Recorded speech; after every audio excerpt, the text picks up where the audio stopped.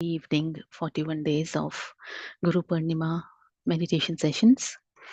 So today I'm going to speak about Lord Mahaveer, who is our 24th Tirthankar in Jainism.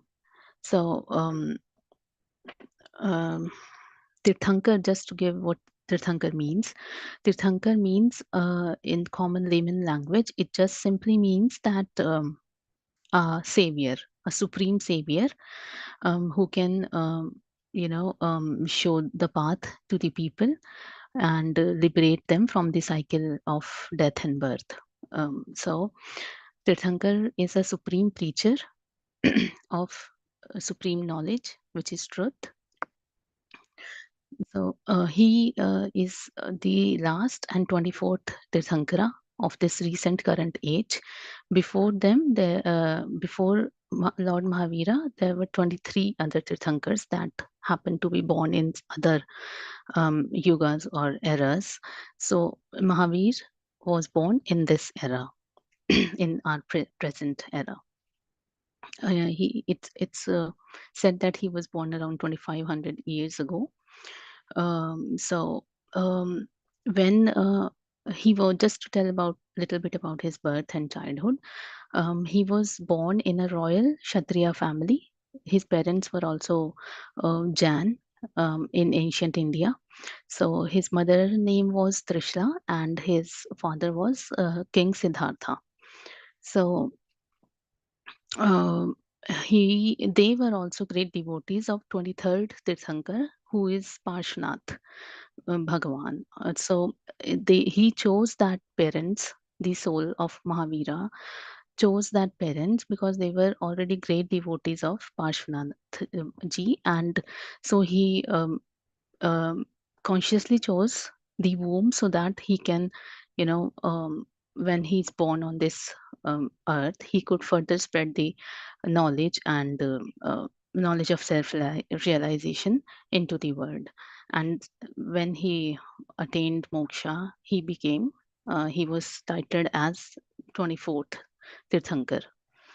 So when he was born, at that time it was predicted that this child is going to renounce the world and he'll remain detached to the worldly affairs, and he would be a great sannyasi or ascetic. So listening to that, obviously he belonged to a king, so he wasn't happy. The parents became very worried about their son, that he's a prince and how, if he leaves the kingdom, then what will happen to the kingdom. And so they were worried, so they didn't want him to go to forest, or though from very young age he wanted to go leave the kingdom and he wanted to go to the forest and do his meditation and all. But his parents, out of the love, he gave a promise to his parents that until they are alive, he's not going to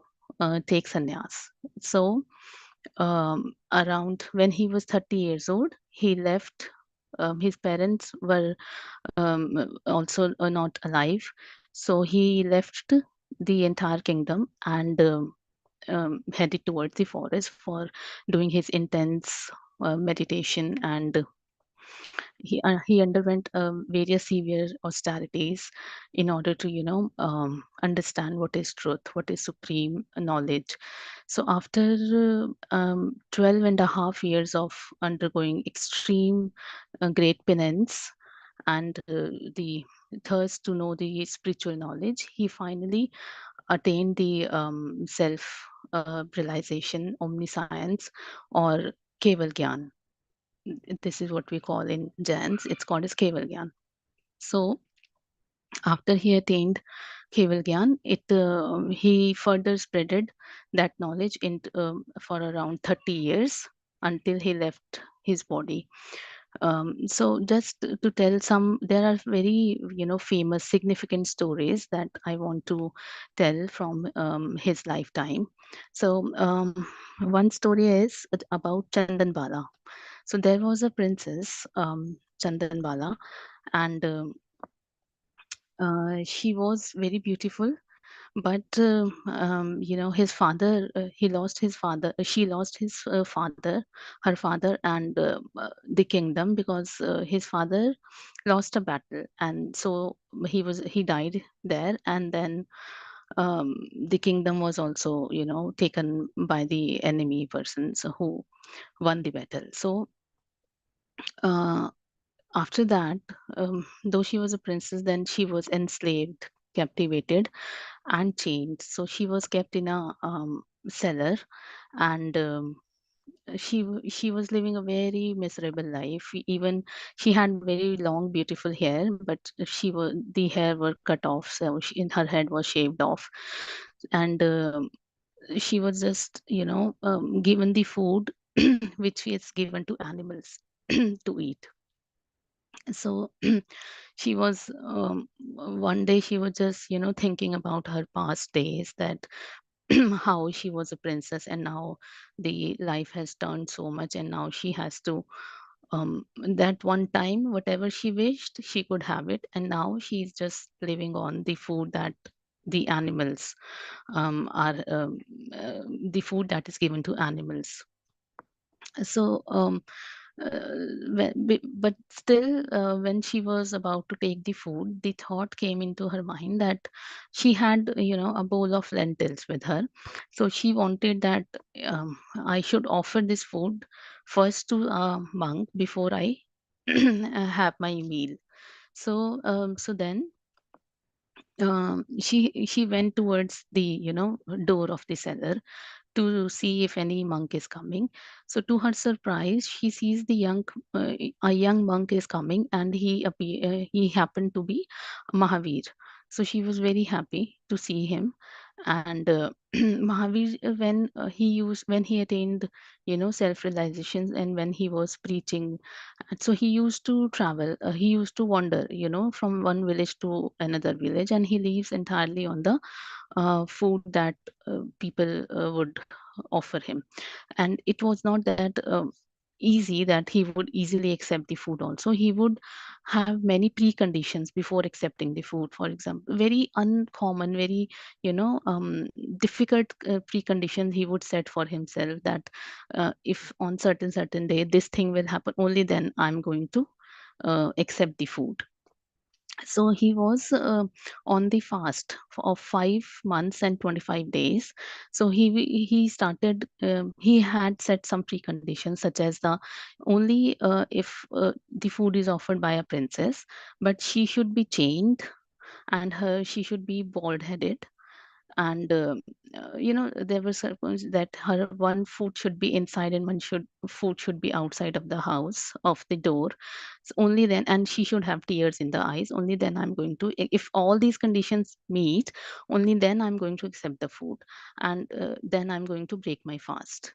So when Mahavir saw Chandanbala, she was meeting all the conditions, but after looking at him, she became very happy, and there were no tears in her eyes. So he just walked away, that no, my last condition is not getting fulfilled. So when, as he was walking away, tears started to flowing from her eyes, seeing that, how empty handed he is going from my door, and I wanted to offer, but he didn't accept. And just when she started crying, so he looked back, and then all his conditions met, so he accepted the food that she was offering. So she put the food into her hands, because he used to eat whatever is given in the hands. So she put the food into the hands, and he accepted it uh, happily. And so this event is considered a very, significant event, because the Chandan Bala was very spiritual lady since birth, and she never wanted to get married. She wanted to pursue her spiritual aspirations. So his parents also, from the childhood, they respected her wish, and she was always, she remained unmarried throughout her life. So when she was um, chained and when she was enslaved, that time also she had so much, spirituality and good intentions into his thoughts and mind. So when she was giving the food and he accepted that event, because after 5 months and 25 days he broke his fast, after accepting the food from Chandanbala. Even the celestial beings from it said that even the celestial being from the heaven, they showered flowers and so many, jewels and gold and everything.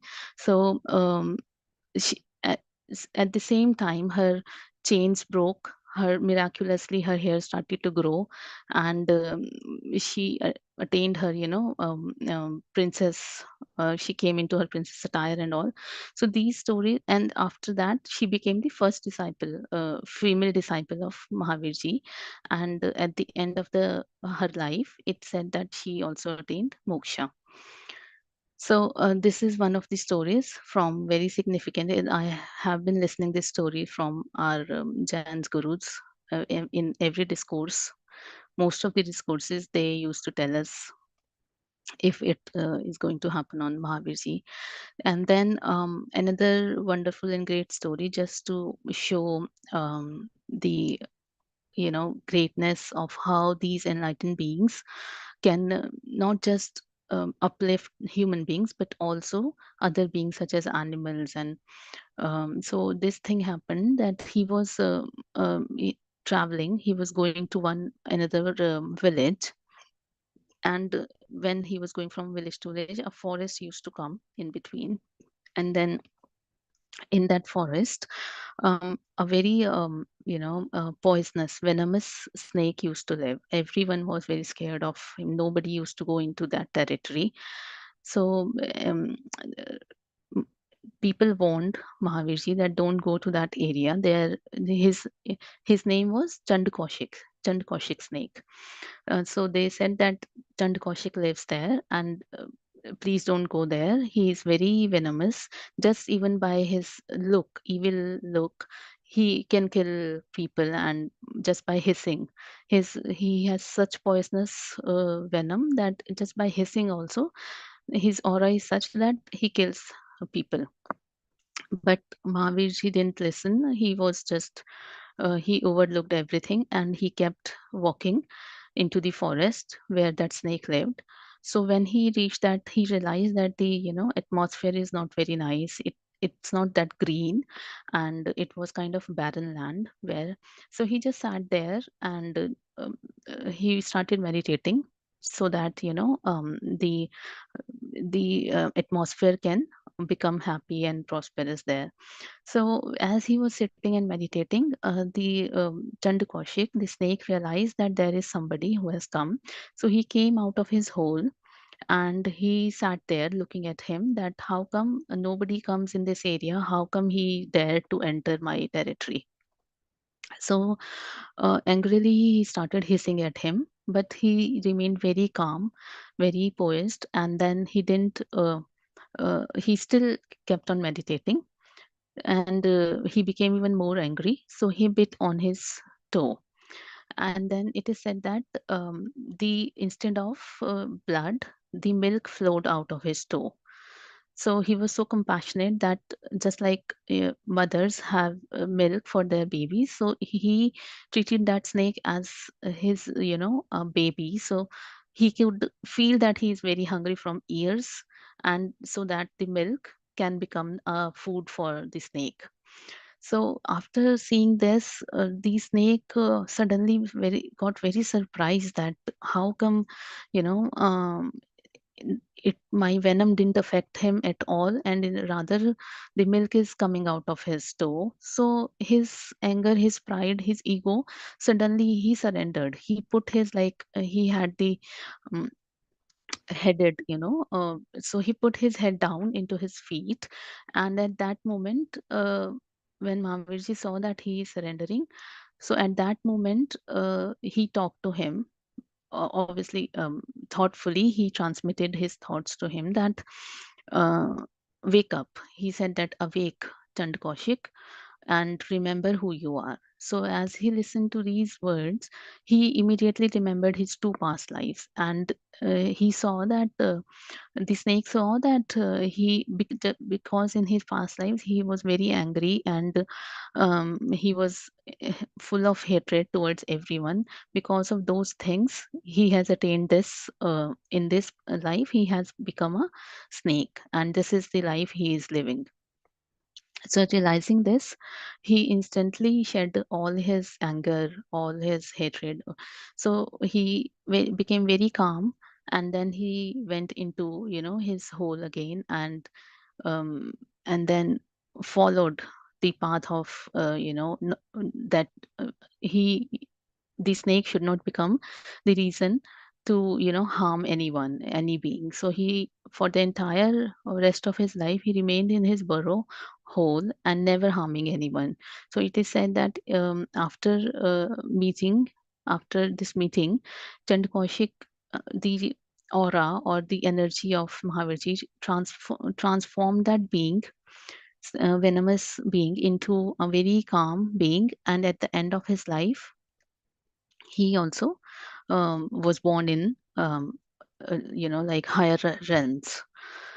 So these are two wonderful, beautiful stories that I wanted to present today, tell you, so that we understand the greatness of these beings, and how their presence, their aura, their energy affects not just humans but also every being around, like animals, plants, everything.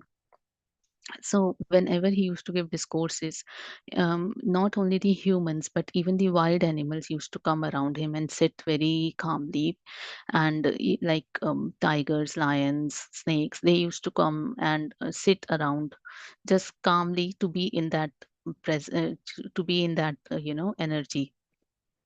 So the main teachings of Mahavirji are non-violence, compassion, and you know not harming anyone. So his message was live and let live. Entire Geo or Gene do. So this is basically that you should be happy in your own life, and should not become a cause of misery for to others' life also. So how we cannot become a misery to others' life? Just by following the principle of non-violence and compassion. This is the message that Patri sir also always stressed upon, not harming any being. So he very much stressed upon being a vegetarian. So Patri sir always said that if you do meditation, I don't care, or you do not do meditation, I don't care. But every person has to be a vegetarian on this planet Earth.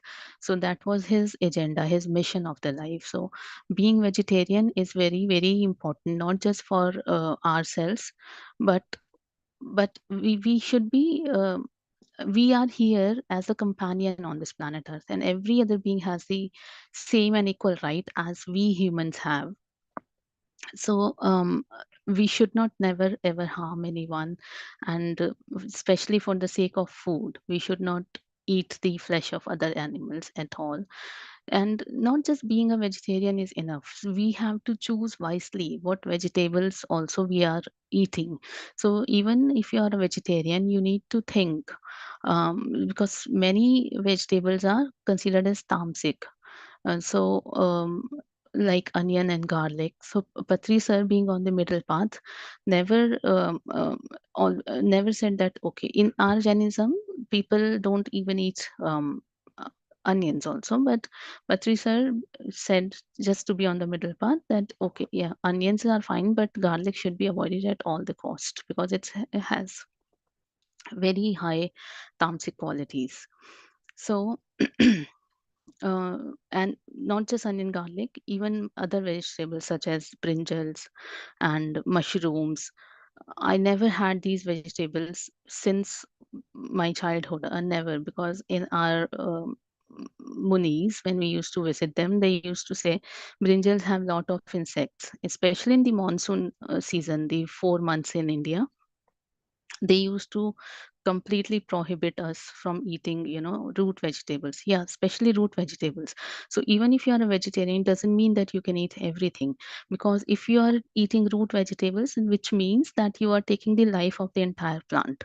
So for our fulfillment of food nourishment, we are only allowed to take the fruits or the vegetables that grow on, plants, but not pluck the entire plant. So that is the reason that in Jainism they say that vegetables should be avoided, because that way also you are taking away the entire life of the plant. So these are some of the things that, even if we become a vegetarian, we should keep in mind that what we are eating, and we should have the always this conscious thought that we do minimum harm to the environment, to the surroundings that we are living in. Not animals definitely should not be killed, and even if you are eating plants, be very conscious of what vegetables you are eating.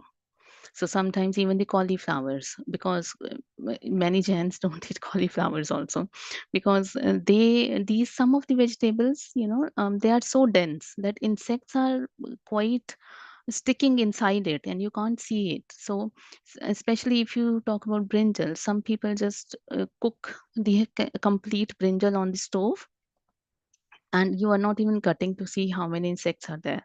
And brinjal has that kind of color that insects and seeds, you can't actually see where is the insects. It's very hard to find. If you cut open a brinjal, it's very hard to find the insects and the differentiate between insect and the seeds.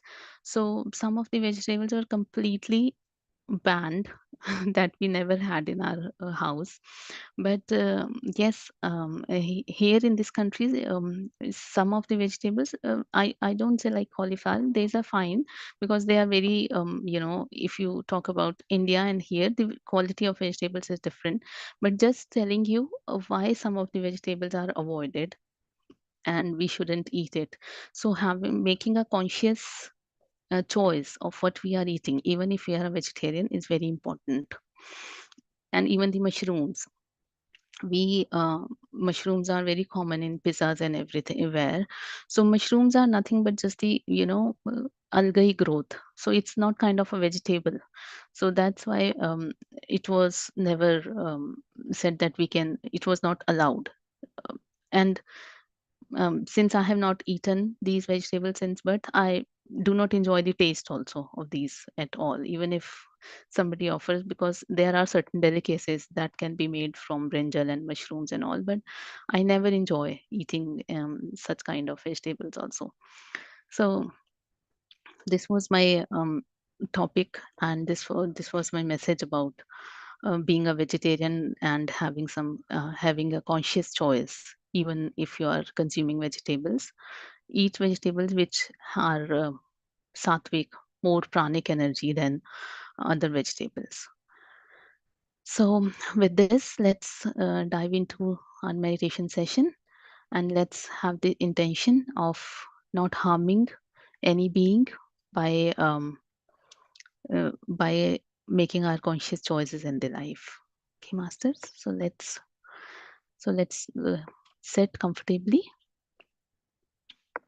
and take meditative posture.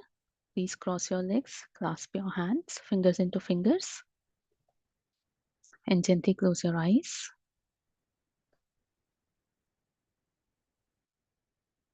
Completely relax yourself.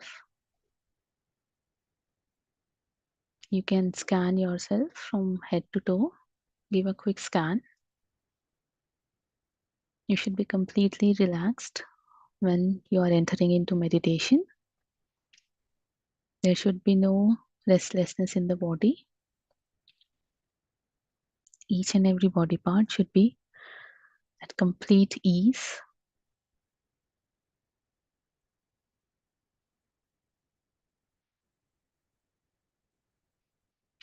Observe yourself with closed eyes. Observe your inner state and be still. Be watchful.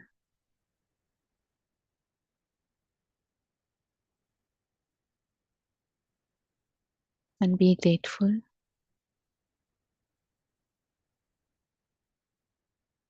towards all the gurus who have given us this wonderful path of spirituality and meditation.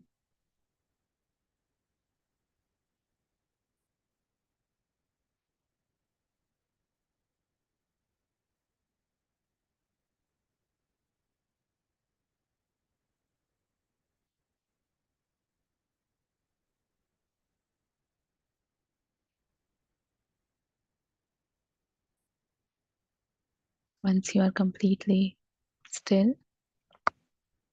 and ready to go into meditation, you can start observing your breath, just normal and natural breath, no alteration in the breathing pattern.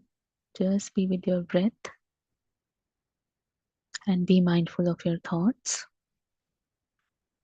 Whenever a thought arises, gently cut it and keep bringing your attention back to your breath.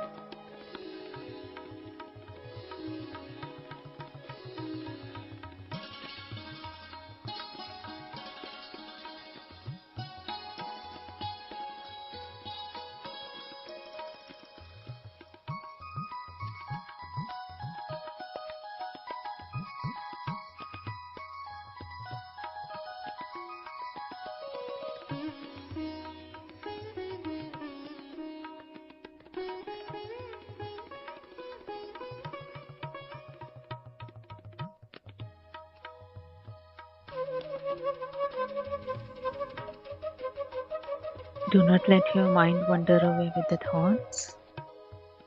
Let's stay with your breath.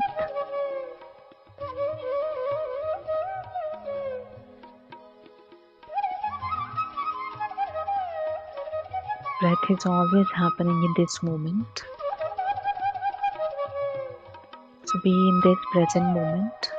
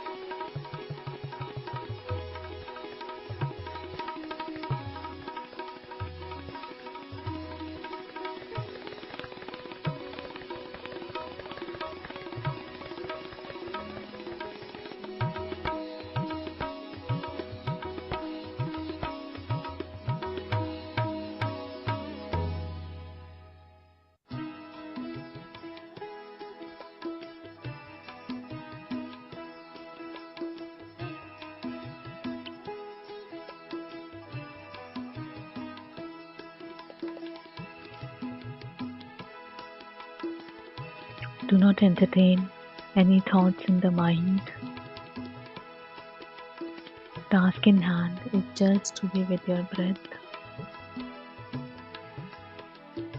Keep meditating. Be with your breath.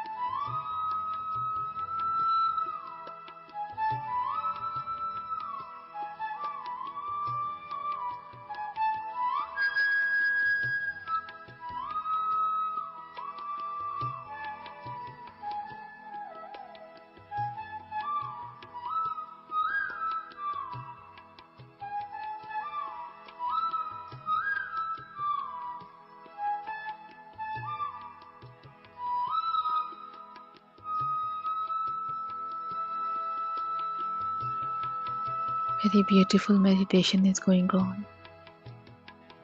Keep building the energies. Be with your soft, natural, and tranquil breath.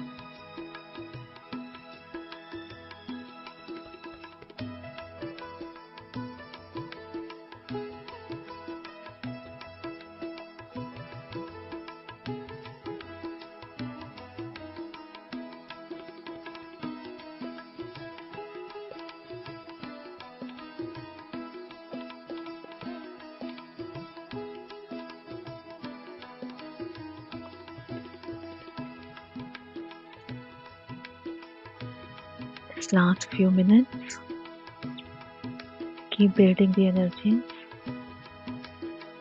Keep doing wonderful group meditation.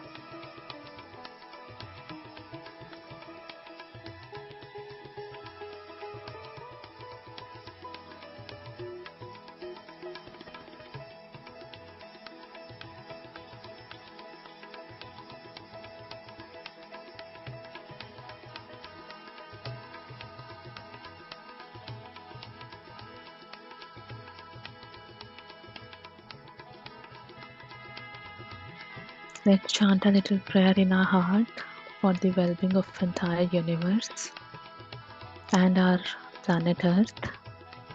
May everyone on this planet Earth and in the entire universe remain safe, protected, happy and healthy. May there be love, light and peace all over our beautiful planet Earth and in the entire universe. Feel lots of love, gratitude, peace and compassion in your heart and send these vibrations into the universe.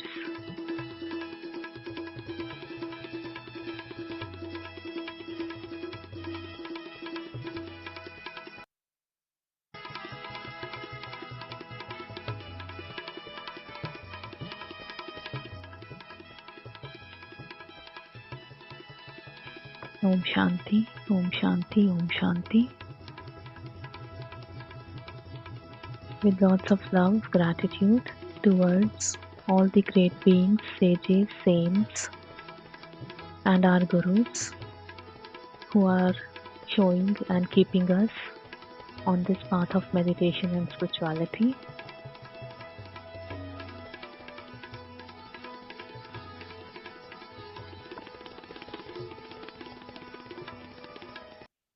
Whenever you feel ready, Masters, please keep your hands on your eyes for 5 seconds.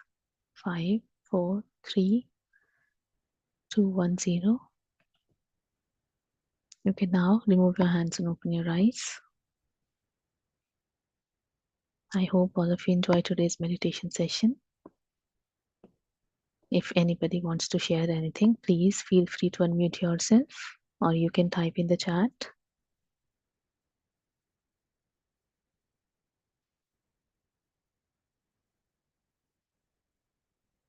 You can ask questions or share any experience.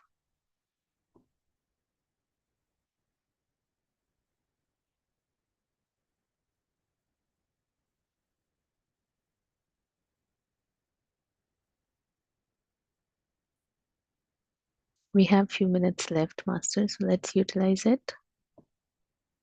If you have any questions, please open up and ask away. Thank you for the gratitude messages in the chat, Masters.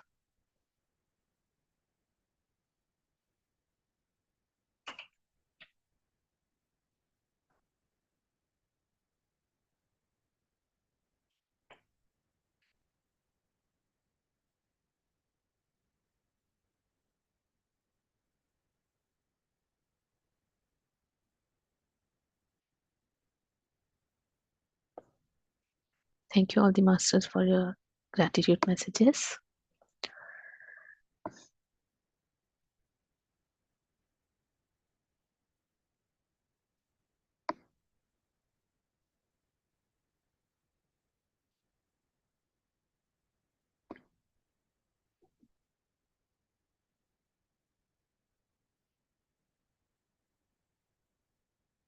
Okay, Masters, I think we can close the session if there are no questions.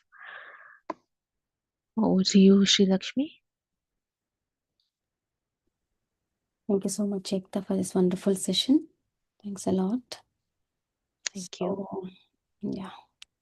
Yes, friends, if no one has any doubt, so let's all connect in tomorrow's session. Good night, everyone. Thank you all once again. Okay.